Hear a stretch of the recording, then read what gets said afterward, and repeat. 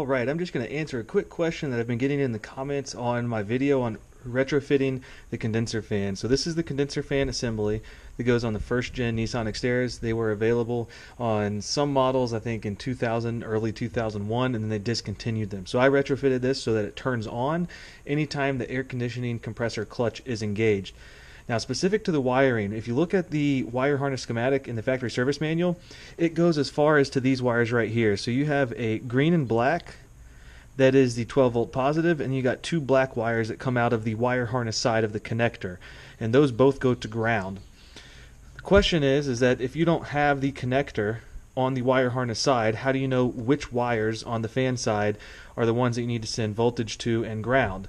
So if you look on the fan side, there are four wires. There is a black and a blue, a black and a white, a solid black, and a black and a yellow.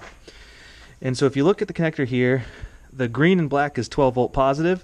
From this orientation on the fan, it is the upper right terminal of the connector, and that green and black connects to the black and white.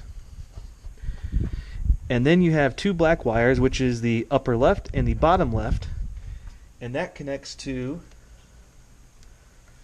solid black and black and yellow. So black and blue is the unused wire that's on the fan side. So you want to send 12 volt positive to the black and white, and then you want to ground out both the solid black and the black and yellow. Black and blue is unused. So hopefully, if you don't have this connector on the wire harness side, you can still figure out how to retrofit this fan.